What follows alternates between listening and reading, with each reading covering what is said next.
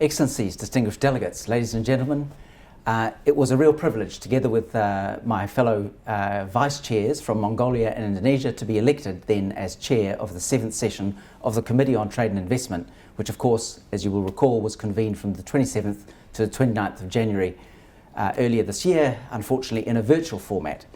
The committee was of course attended by representatives from all 45 member states and associate member states, 7 United Nations bodies, offices and specialised agencies, 3 international organisations and 1 non-governmental organisation also attended, and I was very pleased to welcome them all.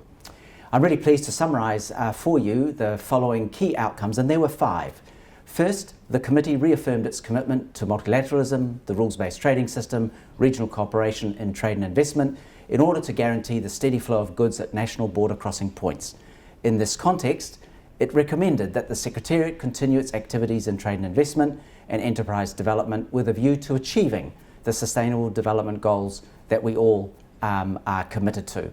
The committee also recommended the inclusion in future of regional trade and cooperation agreements of provisions that limit disruption to trade, investment, and of course the associated global value chains that are so critical to us in this time of pandemic, as well as other crises, in addition to provisions that can also support our shared commitment to sustainability and sustainable development more generally.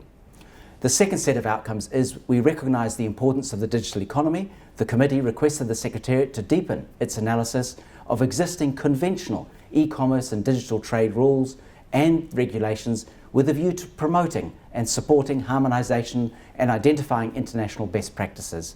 This is critical work.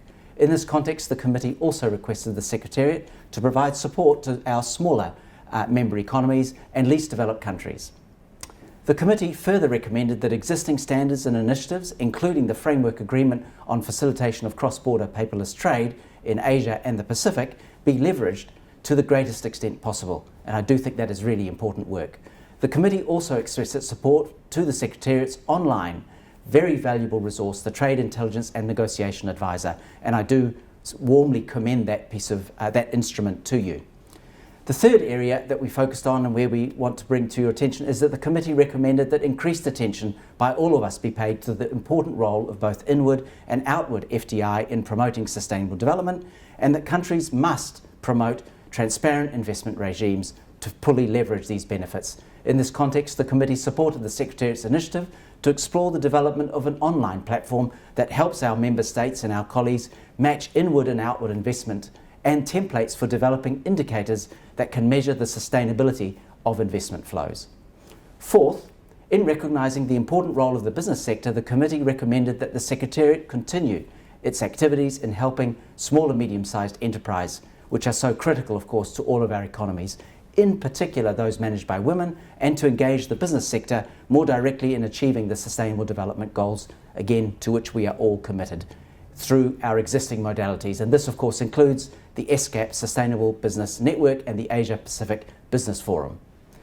Finally, colleagues, the committee also requested the Secretariat to organise within existing resources, that'll be fun, regional consultations on trade and investment for the specific purpose of helping the LDCs, our least developed countries, to cope with and recover from the COVID-19 pandemic, and in support of their graduation from least developed country status, especially in the context of their engagement in the World Trade Organization. And I do think that is a critically important role for us as a committee. Excellencies, distinguished delegates, ladies and gentlemen, it has been a real privilege. Let me take this opportunity on behalf of all member states at the 7th session of the committee. I would like to express my deep appreciation to the ESCAP Secretariat for their great work and for the arrangements that have been made to make this meeting successful.